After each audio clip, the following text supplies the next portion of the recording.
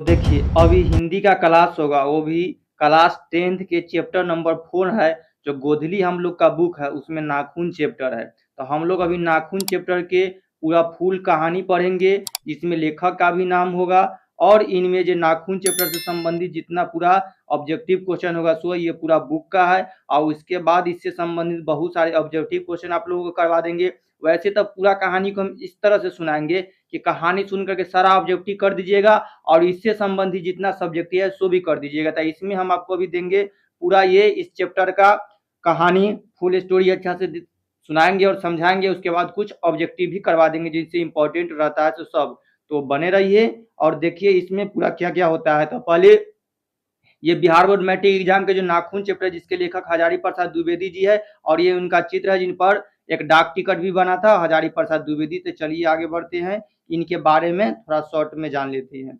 Short में क्या यही पूरा इनका डिटेल हम लिख दिए हैं और यही इतना महत्वपूर्ण है जो बहुत यानी लेखक का नाम क्या है। जो हमारा चैप्टर है नाखून क्यों बढ़ते हैं, चैप्टर का नाम है नाखून क्यों बढ़ते हैं, तो इसका लेखक का पूछा जा रहा है कि आखिर लेखक का नाम क्या है। तो इनका लेखक का नाम है हजारी प्रसाद द्विवेदी जी। तो याद रखिएगा इनका क्या नाम है, हजारी प्रसाद द्विवेदी जी। तो लेखक का नाम है हजारी प्रसाद। इनका जो चित्र देख लीजिए और देखिए इनका जन्म कब हुआ था।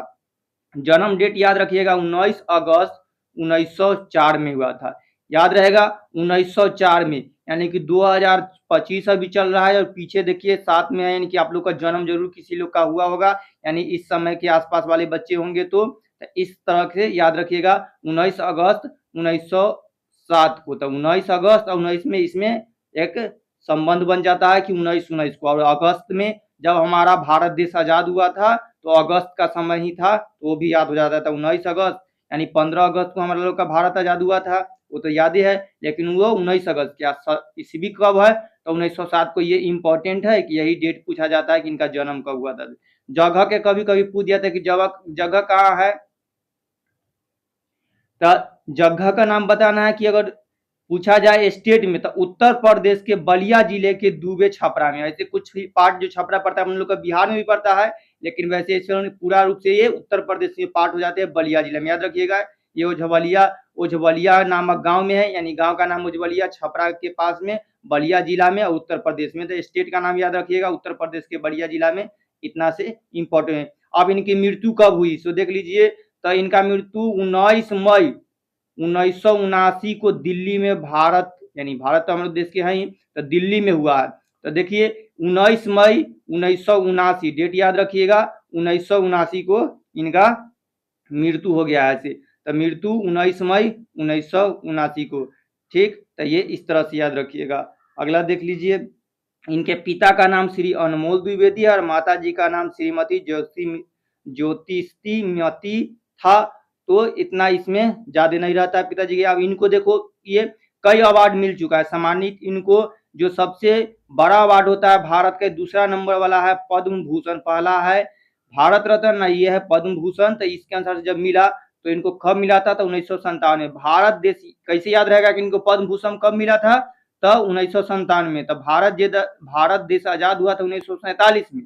तो इनके 10 साल बाद सरकार को लगा कि बहुत अच्छा काम करे, साहित्य में लिख रहे हैं, तो इनको पद्म भूषण भी मिला। और एक प्रोफेसर भी थे हिंदी साहित्य के चंडीगढ़ के यूनिवर्सिटी में, तो इसलिए इन सब के संबंधित थे 1947 में। तो याद खाली रखिएगा कि कब मिला था ये अवार्ड, तो 1957 में। 1947 में भारत देश आजाद हुआ और उनके 10 साल बाद, तो 1947 से 10 साल बाद आजादी के समय का है और इस समय इनको मिला था। और ये चित्र है और डाक टिकट भी इन सब हुआ था। और इनको जो साहित्य अकादमी का पुरस्कार होता है वो भी मिल चुका है। तो इस सबको याद रखिएगा। तो इनके बारे में इस तरह के अच्छा से ध्यान दे लीजिएगा।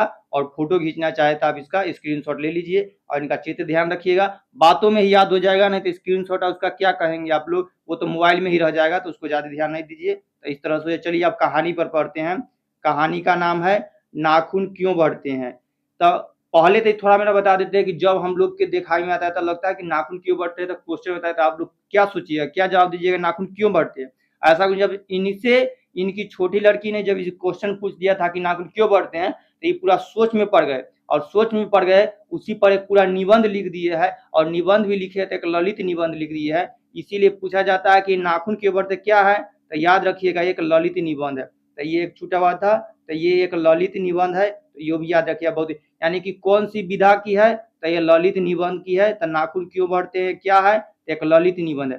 तो जब इनसे पूछ दिए तो ये पूरा एक ललित निबंध ही लिख दिए हैं, पूरा नाखून पर सोचते हुए कि आखिर कैसे कैसे नाखून का शुरू से लेकर के अंत तक की पहले कैसी स्थिति थी, अब क्या है, लोगों का विचार क्या है नाखूनों के बारे में, सब पर उसी लिखा गया। इनमें कुछ जो बातों है इसका यहाँ पर शब्दार्थ भी इस बुक में है, तो यहाँ ध्यान देते चलिएगा, तो इसको आपको समझने में खुद बहुत आसानी होगा और मेरे बातों का आप सुनते चलिए। लिखा हुआ है, बच्चे कभी चक्कर में डाल देने वाले प्रश्न कर बैठते हैं। हाँ, छोटे बच्चे होता है कभी दे, और सबसे ज्यादा प्रश्न तो आप लोग को भी हंसी आता होगा, सबको जब फंस जाता है जब छोटे बच्चे पूछ देते हैं कि पापा या मम्मी मैं कहाँ से आया, ये तो बहुत खतरनाक होता है। अब उसको बताना बहुत असंभव वाला बात है, या समझाना कि कहाँ से आए, तो बोल देते हैं कि एक परी आई थी और माँ के गोद में रख के चली गई। तो उसी तरह समझाने लायक नहीं होता, कुछ ऐसा प्रश्न जो हम लोग को खुद समझ में ना, खुद पता ना हो, तो उसको कैसे बच्चों को जवाब देंगे। उसी तरह बच्चे कभी कभी चक्कर में डाल देने वाले प्रश्न पूछ देते हैं, इतना खतरनाक प्रश्न पूछ देते हैं कि चक्कर में लग। अल्पज्ञ पिता, देखिए अल्पज्ञ का मतलब होता है कम जानने वाला, अल्पज्ञ पिता यानी कि कम जानने वाला पिता, यानी कि अल्पज्ञ पिता बड़ा दयनीय जीव होता है। तो यहाँ से भी ऑब्जेक्टिव में पूछता है कि कौन कभी चक्कर में डाल देने वाला प्रश्न पूछते हैं, तब बच्चे बहुत कम।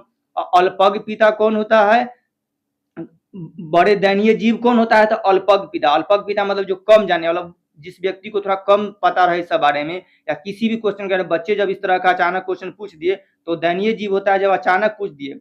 उसी तरह आगे है, मेरी छोटी लड़की ने जब उस दिन पूछ दिया, तो बोला कि मेरी छोटी लड़की ने मुझसे उस दिन पूछ दिया कि आदमी के नाखून क्यों बढ़ते हैं, तो मैं कुछ सोच नहीं सका, हर तीसरे दिन नाखून बढ़ जाते हैं। तब छोटी बच्ची ने पूछा था उनके, एक शॉर्ट में सुन लीजिए कि लेखक जी आंगन में बैठे हुए थे और उनकी छोटी लड़की, ये बार बार पूछा जाता है कि नाखून क्यों बढ़ते हैं, लेखक से किसने पूछा, तो जवाब में देना है कि छोटी लड़की ने। तो ऑप्शन में भी रहेगा छोटी लड़की ने, या शॉर्ट में याद रखें उनकी छोटी बच्ची है तो छोटी लड़की है, तो छोटी लड़की ने। और क्वेश्चन रहता है कि आदमी के नाखून क्यों बढ़ते हैं, तो मैं कुछ सोच ही नहीं सका। तो इस तरह से इनका आगे, हर तीसरे दिन नाखून बढ़ जाते हैं, बच्चे कुछ दिन तक अगर उन्हें नहीं काटे तो माँ बाप अक्सर उन्हें डांट करते हैं। अब बोला जाता है कि हर तीसरा दिन नाखून बढ़ता है, यानी कि आप पहला दिन नाखून काटिएगा तो थोड़ा सा पता नहीं चलेगा, दूसरा दिन या तीसरा दिन आपको असर दिखने लगेगा कि नाखून थोड़ा सा बढ़ गया है, तो हर तीसरे दिन नाखून बढ़ जाता है। और बच्चे कुछ दिन अगर न काटते हैं तो उनके माता पिता अक्सर उसको डांटते हैं, और उससे भी ज्यादा याद होगा कि स्कूलों में टीचर से तो बहुत पिटाई लगता है, हर हफ्ता में नाखून चेक होता है, जिसका थोड़ा सा भी बढ़ा हुआ है उनको बहुत पिटाई लगता है, तो याद ही रहता है।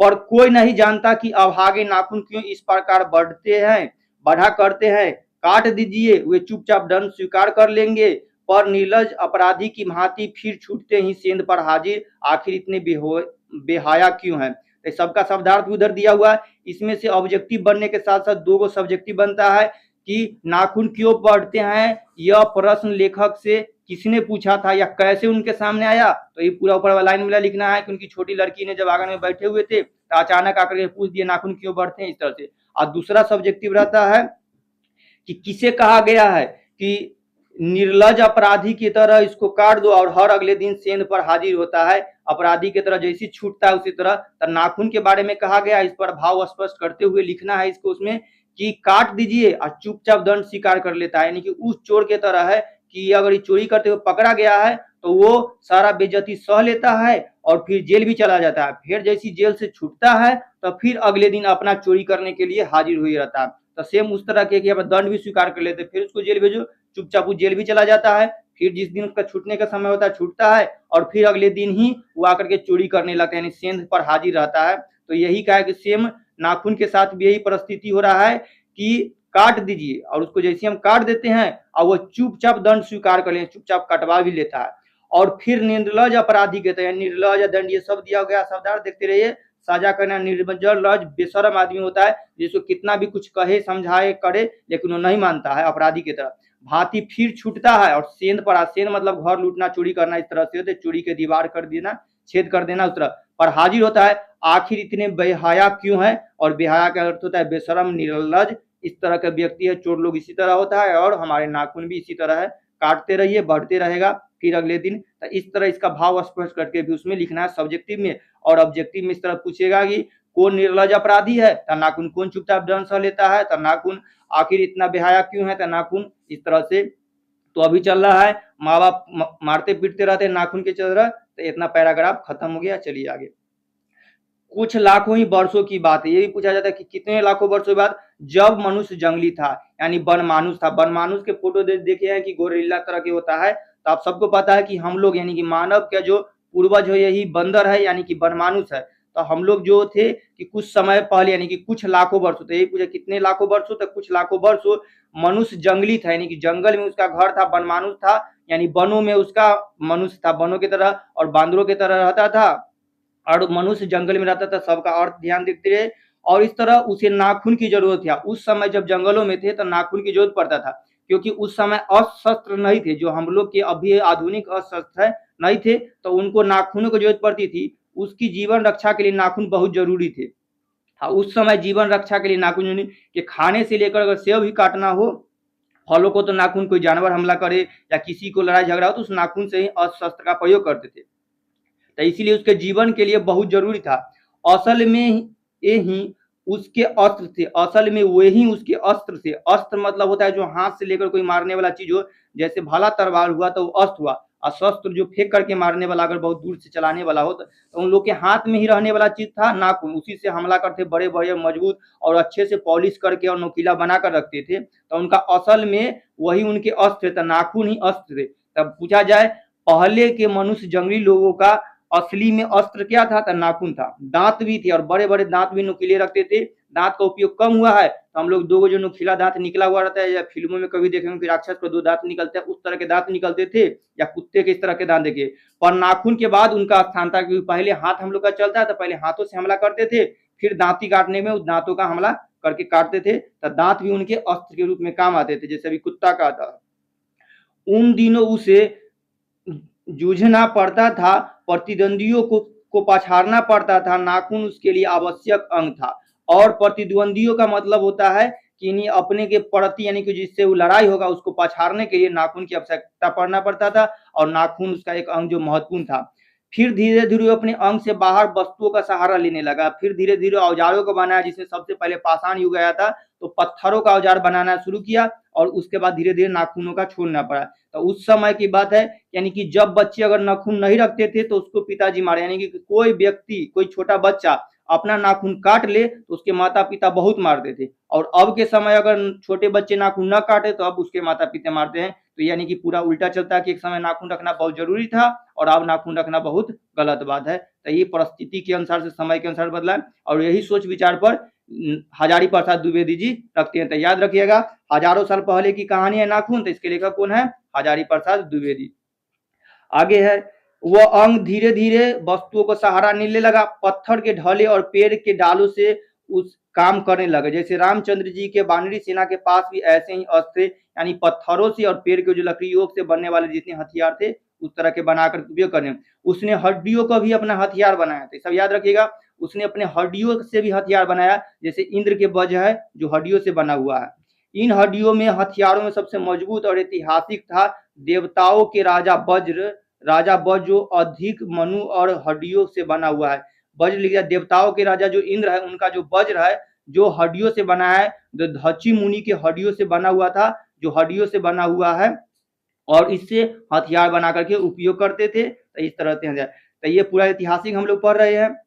मनुष्य और आगे बढ़ा, नाखून के बाद पत्थरों से और लकड़ियों से, उसके बाद हड्डियों से और आगे बढ़ा। तो उसने आज धातु के हथियार बना। उसके बाद जब धातु मिलने लगा, लोहा का मिलने लगा, उसके बाद लोहा, एल्युमिनियम, इस तरह से जिसके पास लोहे के अस्त्र और शस्त्र थे वह विजयी हुआ। जिसके पास लोहा के अस्त्र हुआ ये सबको हरा देगा। तो लोहा वाला व्यक्ति बनने लगा। और देवताओं के राजा तक को मनुष्य ने राजा से ऐसा इस तरह से हराने की बात कर रहा है कि इससे ज्यादा ताकतवर होने लगा और हथियार बना। जिसके पास लोहा के अस्त्र से वो विजय। देवताओं के राजा तक को मनुष्य के राजा से इसलिए सहायता लेनी पड़ी थी कि मनुष्य के पास लोहे के अस्त्र थे। अब इसमें लाइन में लिख दिया है कि देवताओं को राजा को भी मनुष्य से सहायता लेनी पड़ी थी, क्योंकि मनुष्य के पास लोहे के अस्त्र शस्त्र थे। मनुष्य के राजाओं के पास लोहे के शस्त्र थे। असुरों के पास अनेक विद्याएं थी। विद्याएं के मतलब कि ज्ञान जो उस समय के, पर लोहे के अस्त्र नहीं थे। लेकिन लोहा वाला जो अस्त्र होता है नहीं थे। शायद घोड़े भी नहीं थे और उस समय के यानी कि सबसे पहले कोई भी मनुष्य यानी मानव कुत्ते का अपना पशु बनाया था यानी कि पालना शुरू किया था। तो उस समय घोड़ा का पालन नहीं था तो इसलिए घोड़ा का भी नहीं थे। आर्यों के पास याद रखिए, आर्यों के पास किसके पास ये दोनों चीज थे। और जब आर्यों की कहानी आई थी तो आर्यों के पास दोनों थी। आर्य विजय हुए और आर्य जीत, यानी कि जिसके पास ज्यादा शक्ति रहेगा, हर तरह से सुविधा रहेगा, वो विजयी होगा तो आर्य जीते। फिर इतिहास अपनी गति से बढ़ा, इतिहास बढ़ते रहा। जैसे आगे आकर के अभी आधुनिक युग आ गया है तो इसमें जो जो चल रहा है देख रहे हैं लड़ाई करने के लिए, वो सब चीज बढ़ते गया। नाग हारे, सुरपन हारे, यक्ष हारे, गंधर्व हारे, असुर हारे, राक्षस हारे, लोहे के अस्त्रों ने बाजी मार ली और सब हारते गए और लोहे के अस्त्र वाले जो व्यक्ति हुए वो जीतते गए। तो सबके इतिहास और आगे बढ़ा। पतीले वाली बंदूकों ने, पतीले वाली ने, कारतूसों ने, तोपों ने, बमों ने, बम वर्षक वायुयानों ने इतिहास में किचरे भरे घाटक पर घसीटता रहा। और आगे इतिहास बढ़ते गया तो बंदूकों का जमाना आया, कारतूसों का यानी कि लोहे से बने हुए हथियार, बंदूक और बमों का समय आया तो वो सब करते रहे। और इस तरह से कीचड़ भरे घाट पर घसीटा है और सबको मालूम है, और सबको मालूम है कि किस तरह से विनाशकारी बम तड़के होते गया। नखधर, नखधर यानी कि नाखून वाला व्यक्ति मनुष्य एटम बम पर भरोसा करके आगे की ओर चल पड़ा। और जो नखधर मनुष्य थे यानी कि हम लोग जो नाखून पर विश्वास करके लड़ने वाले व्यक्ति थे, जो आज एटम बम की लड़ाई करते, जो सब लोग, हर देश अपने अपने को बर्जस मानता है कि हमारे पास इतना परमाणु बम है, अभी के समय में भारत, पाकिस्तान, अमेरिका सब कह रहा है। तो जो नखधर व्यक्ति था, जो व्यक्ति नाखून वाला था, नाखूनों से लड़ते रहता था, वो आज क्या कर रहा है, एटम बम पर भरोसा कर चुका है। और उसके नाखून अब भी बढ़ रहे हैं, यानी कि आधुनिक अब लेखक सोच में पड़ गए हैं कि जो एक समय था कि जो हम लोग नाखून पर लड़ते थे, अब एटम बम है, एटम बम है, लेकिन फिर भी आज भी नाखून बढ़ ही रहे हैं, आज भी नाखून हमारे साथ है। अब भी प्राकृतिक मनुष्य को और उसके भीतर अस्त्र से वंचित नहीं कर रहा है, लेकिन प्राकृतिक यानी दिखा रहा है कि भगवान यानी कि प्रकृति कैसे हमारा जो भीतरी अस्त्र है उससे वंचित नहीं कर, जो हमारे अंदर भी अस्त्र है जैसे दांत, नाखून, पैरों, हाथों की शक्ति, उससे वंचित नहीं कर रहा है। तो इस तरह से आज भी याद दिलाती है कि तुम्हारे नाखून को भुलाया नहीं जा सकता। और आज भी ये नाखून हमको याद दिलाता है पशुता की, कि हम उस समय किस तरह के थे, कैसे हमारा क्या अस्त्र से याद दिलाता है।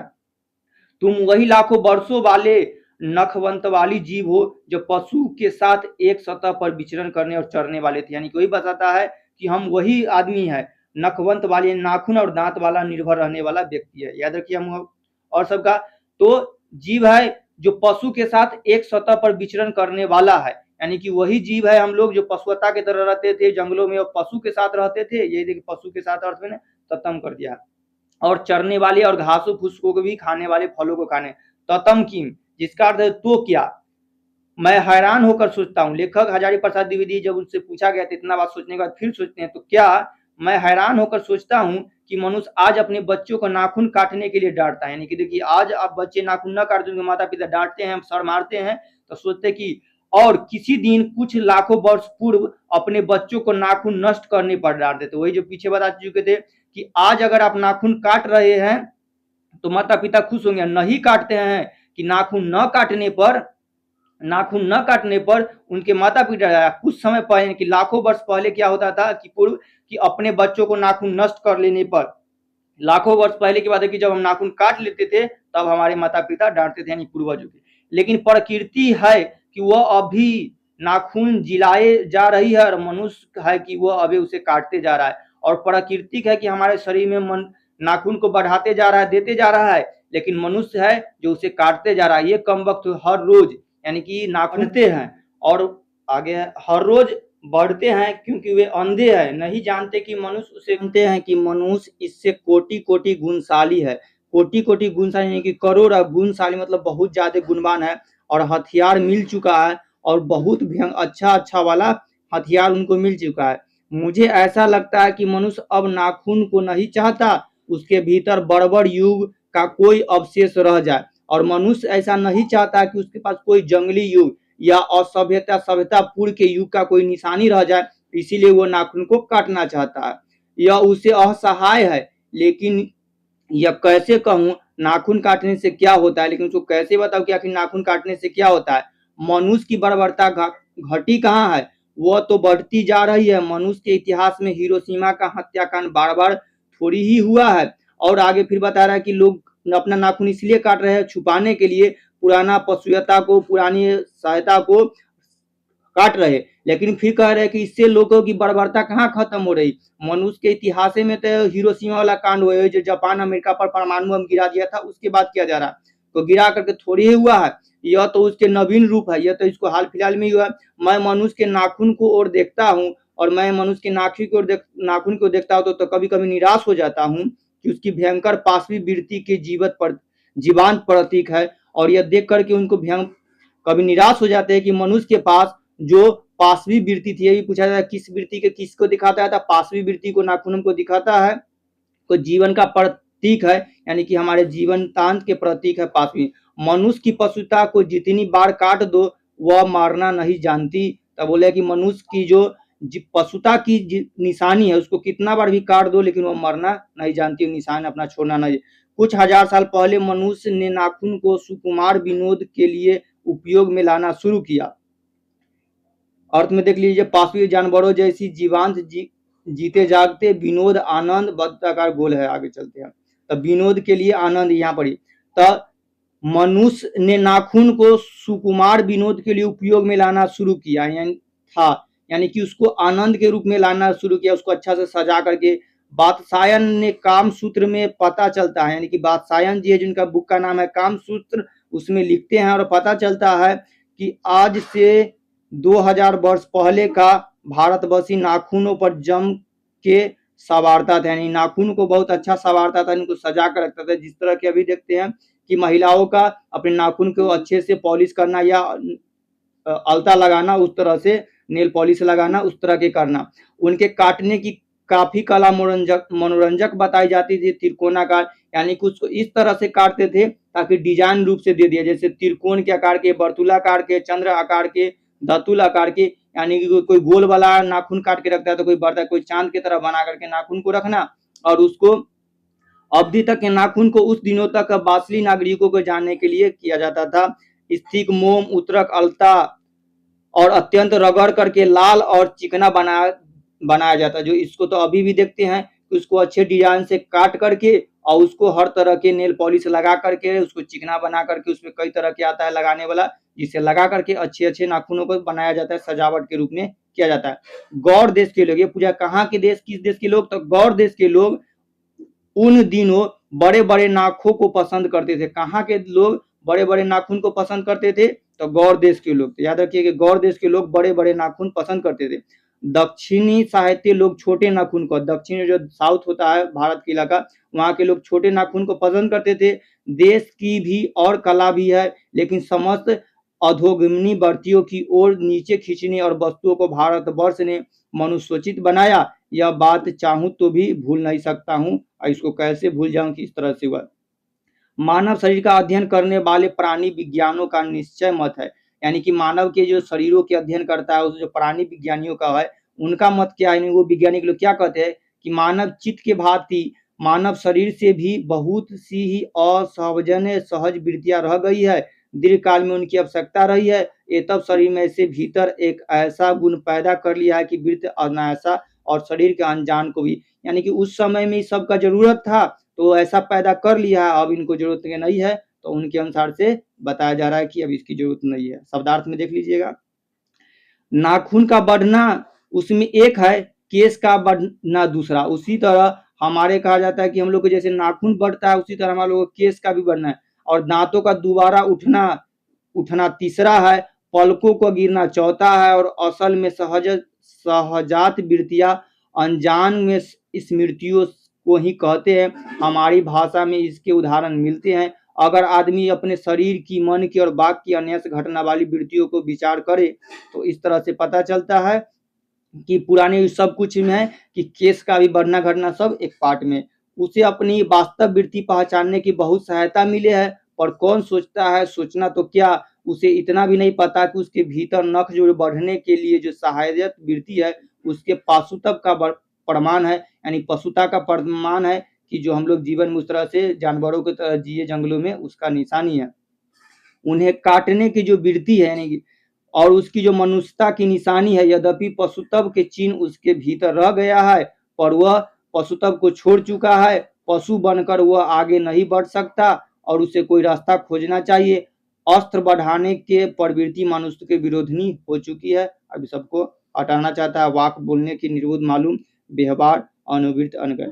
मेरा मन पूछता है किस ओर मनुष्य किस ओर बढ़ रहा है, यानी कि लेखक का मन पूछता है कि मनुष्य किस ओर बढ़ रहा है, पशुता की ओर या मनुष्यता की ओर। की पहले पशुता था जब बड़े बड़े नाखून था, अब वो बढ़ करके किस ओर बढ़ रहा है कि पशुता को छोड़ क्या मनुष्यता की ओर बढ़ रहा है।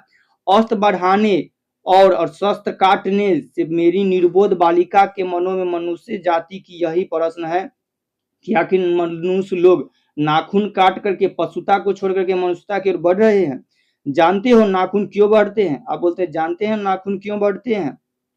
यह हमारी पशुता के अवशेष है, यानी कि पशुता के अवशेष है। मैं पूछता हूँ जानते हो ये अस्त्र शस्त्र क्यों बढ़ रहे हैं? ये हमारी पशुता की निशानी और यही हमारे नाखून जो हमारे शरीर में है ये हमारी पशुता की निशानी है।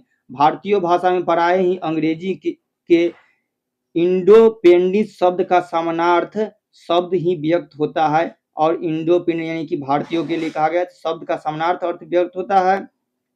15 अगस्त को जब अंग्रेजी भाषा के पत्र इंडिपेंडेंस लिखा हो इंडिपेंडेंस की घोषणा कर रहे थे तो देसी भाषा के पत्र में स्वाधीनता दिवस की चर्चा कर रहे थे, यानी कि स्वतंत्रता दिवस जो होता है इंडिपेंडेंस 15 अगस्त को 15 अगस्त 1947 को उसी को इंडिपेंडेंस लिखा गया है। तो अंग्रेजी में इंडिपेंडेंस तो उसी को लोग भारतीय समाचार पत्रों में उसे स्वाधीनता दिवस की चर्चा कर रहे थे।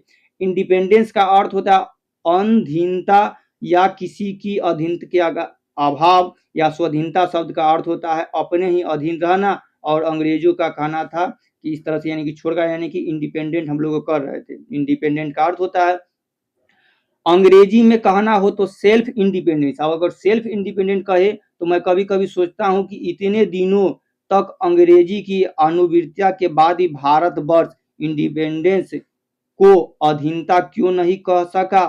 उसने अपनी आज़ादी के जितने भी नामकरण किए, स्वतंत्रता यानी कि आज़ादी के बाद जैसा सारा नाम दिया कि अब हम स्वतंत्र हो गए, स्वराज हो गया, स्वाधीनता हो गया, उन सब में स्व का बंधन अवश्य रहा है कि उसमें स्व का लगा हुआ है कि खुद से।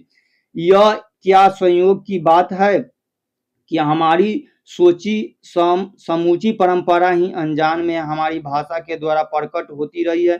मुझे पुरानी विज्ञानियों की बात से फिर याद आती है कि सहजात वृत्ति अनजानी स्मृतियों का ही नाम है। स्वराज होने के बाद स्वभावतः ही हमारे नेता और विचारनशील नागरिक सोचने लगे कि इस तरह के आखिर किसके बात हो रहा है। सो इस देश को सच्चे अर्थ में सुखी कैसे बनाया जाए। हमारे देश लोग पहली बार यह सोचने लगे कि ऐसी बात है कि हमारे इतिहास में बहुत पुराना है कि शस्त्र की समस्या को नाना भावकों के नाना पहलुओं के विचार है। हम कोई नौसिखे नहीं है जो रातों रात अनजान जंगलों पहुंचकर आरक्षित हुए थे और पारंपरिक महिमाओं में उत्तरदायी के विपुल और संस्कार उज्जवल रहे हैं। ये खास दिवस को सोचने की प्रेरणा देती है। यह जरूर है कि परिस्थितियां बदल गई है, उपकरण नए हो गए हैं, उलझनों की मात्रा बहुत बढ़ गई है, मूल समस्या बहुत अधिक नहीं बदल दी है। भारतीय चित्त में आज भी अधीनता के रूप में सोचकर स्वाधीनता रूप में सोचता है। वह हमारे दीर्घकालीन संस्कारों का फल है। स्व बंधन से आसानी से नहीं छोड़ा जा सकता है कि जो स्वाधीनता के रूप में लिए हैं से नहीं छोड़ेगा। नौसिखे का अर्थ है सब उत्तराधिकारी विपुल का अधिक।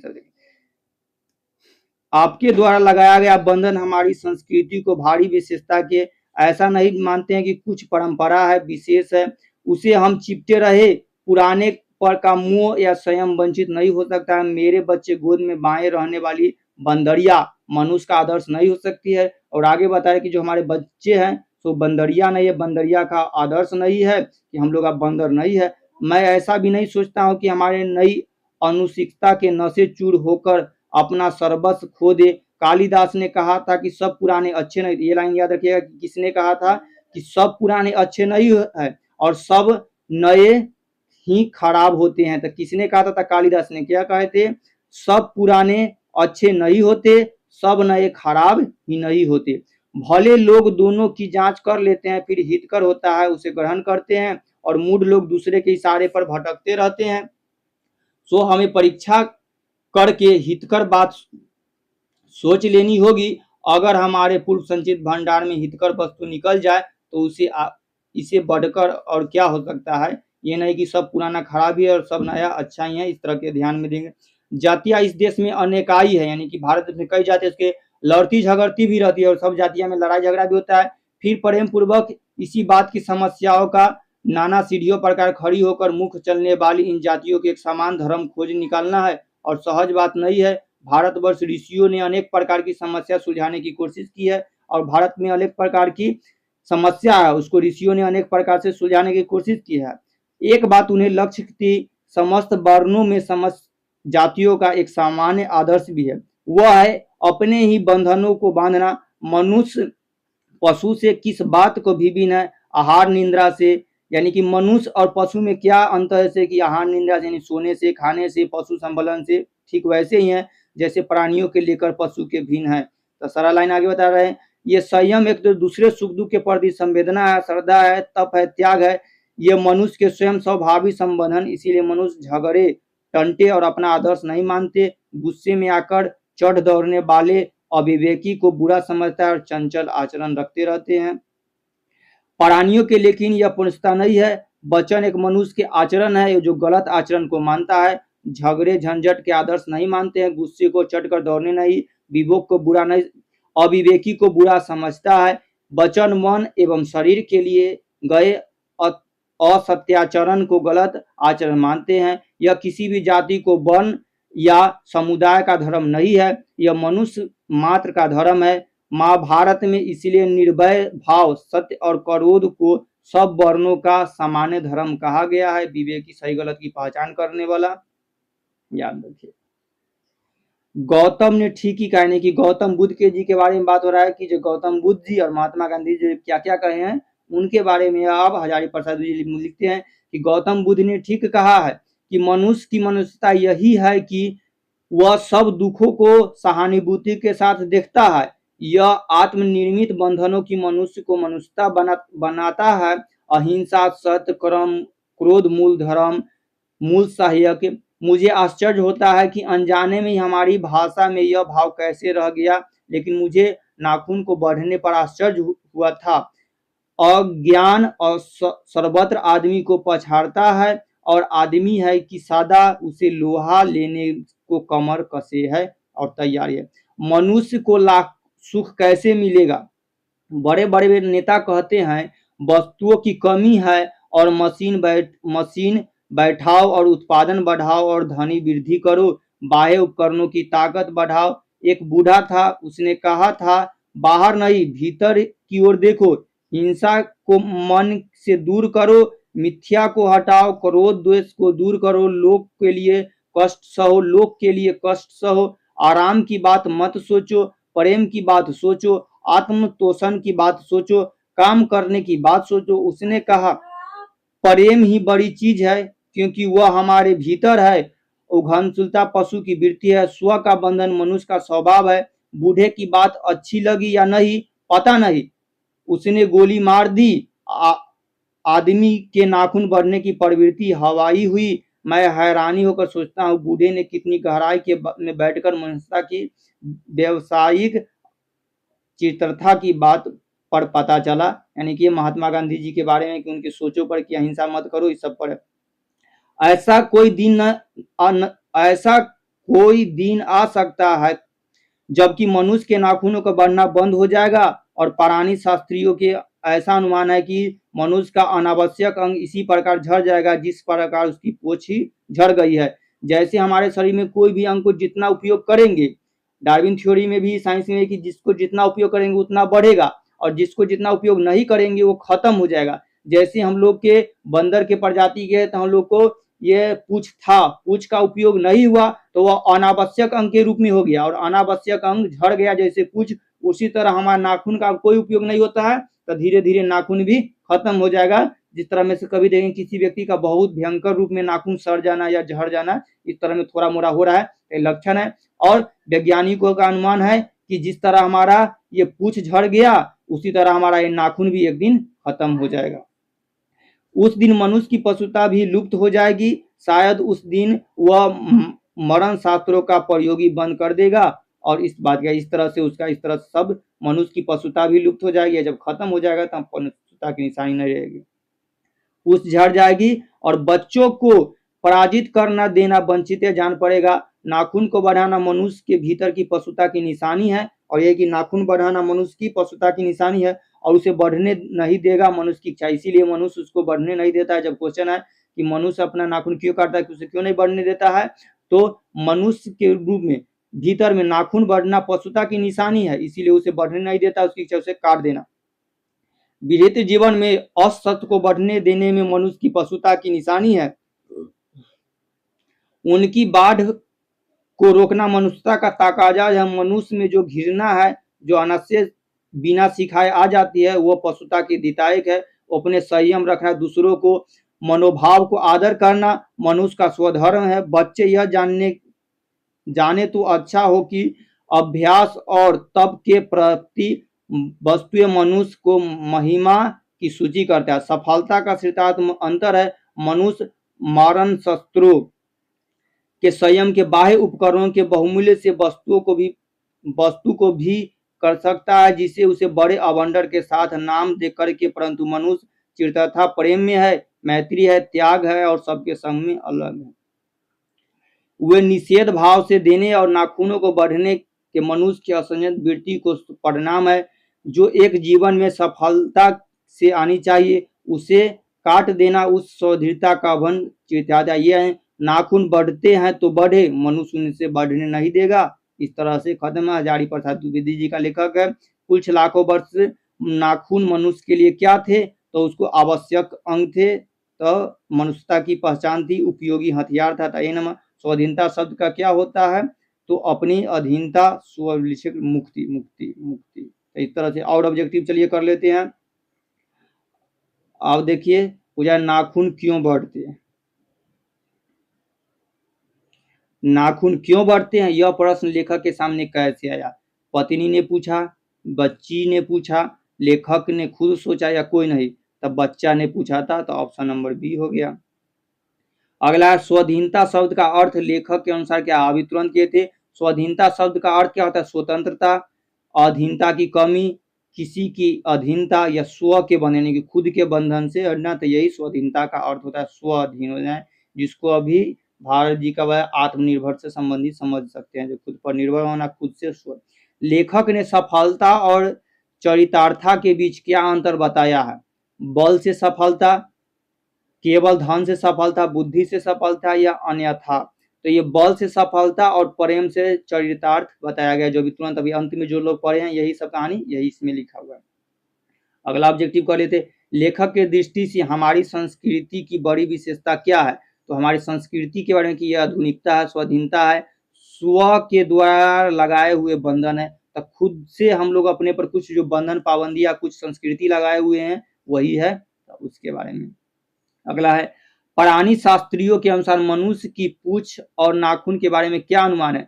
यानी प्राणी शास्त्रियों ने बताया कि जैसे हमारा पूंछ झड़ गया है, उसी तरह नाखून भी हट जाएगा, तो ये अनुमान है। दोनों हमेशा रहेंगे, तब नाखून और पूंछ हमेशा नहीं, तो पूंछ कभी नहीं गिरेंगे, नाखून कभी नहीं गिरेंगे, दोनों एक दिन गिर जाएंगे, तो डी नंबर के दोनों एक दिन खत्म हो जाएंगे, इस तरह से। अगला, लेखक के अनुसार नाखून को अस्त्र के रूप में देखना कितना संगत है? बहुत संगत, असंगत, कभी संगत या नहीं समझ सकता? तो बहुत संगत है, क्योंकि नाखून ही हम लोग का अस्त्र के रूप में काम करता है। लेखक ने कहा कि बंदरिया मनुष्य की आदर्श क्यों नहीं हो सकती है? क्योंकि वह जानवर है, क्योंकि आधुनिक नहीं है, क्योंकि वह विचारशील है, सभी उपयुक्त सही। तो वो विचारशील नहीं है, इसलिए विचार ले उन लोग के पास थोड़ा सोच समझ। मनुष्य बार बार नाखून क्यों काटता है? यही कि वो सौंदर्य के लिए, यानी कि सुंदरता के लिए तो नहीं, आदत के लिए तो नहीं, थे विकास के लिए, नाखून बढ़ने के कारण, तो सौंदर्य के लिए। तो बार बार नाखून काटता है, यानी कि बड़े बड़े नाखून बन जाएगा, तो वो हमारा क्या होगा, रूपों को हटा देगा, तो सौंदर्य बढ़ाने के लिए बार बार नाखून काटता है, तो ऑप्शन के अनुसार ये। लेखक ने किस बूढ़े का जिक्र किया था और क्यों? महात्मा गांधी, नेहरू जी, पटेल और कोई नहीं, तो नेहरू, महात्मा गांधी जी के बारे में है। तो उसमें जो था कि अहिंसा और सबके जो बहुत सारा लाइन में, उसमें एक बार भी महात्मा गांधी का चर्चा नहीं है, लेकिन वो जो लाइन लिखा हुआ था, तो जिसको हम दिखा देते हैं, उसमें था, तो उसमें जो लेखक ने किस बूढ़े का जिक्र किया था कि एक बूढ़े को किसी को उसके बात अच्छा नहीं लगा और गोली मार दी, तो वो महात्मा गांधी जी का ही चर्चा चल रहा था, इसीलिए पूछा था लेखक ने किस बूढ़े का जिक्र किया और क्यों? महात्मा गांधी जी का चर्चा है। दो व्यक्तियों का चर्चा है, महात्मा गांधी और गौतम बुद्ध का। तो महात्मा गांधी का तो नाम उसमें नहीं लिखा हुआ था, लेकिन चर्चा उन्हीं का था, संकेत। बढ़ते नाखूनों द्वारा प्राकृतिक मनुष्य को क्या याद दिलाती है? हमारा नाखून बढ़ता है तो ये प्रकृति हमें क्या याद दिलाती है? पुराने यादें, नए अस्त्र, आधुनिकता या पशुता? तो हमारे पशुता वाला जीवन को याद दिलाता है कि कैसे हम लोग जंगल में मानव मनुष्य लोग जानवरों के साथ, पशु के साथ रहते थे, तो ये याद दिलाती है। अगला है, सुकुमार विनोद के लिए नाखून को कैसे उपयोग में लाना शुरू किया था? यानी कि सुकुमार विनोद का उसको सजावट, आनंद के रूप में लोग कैसे उसको बनावट किया था? रक्षा के रूप में, कला के रूप में, या कला के रूप में? तो ये कला के रूप में किए थे, खेल के रूप में नहीं, रक्षा के रूप में तो नहीं, चिकित्सा के रूप में। तो कला के, उसको सजा करके कला दे रहे थे जिससे वो सुंदर बढ़े और अच्छा लगे। अगला है, नख बढ़ाना और उन्हें काटना मनुष्य की कौन सी वृत्तियां है? तो नख को बढ़े और फिर उसको काट दे तो स्वाभाविक वृत्तियां में से काउंट आती थी। ये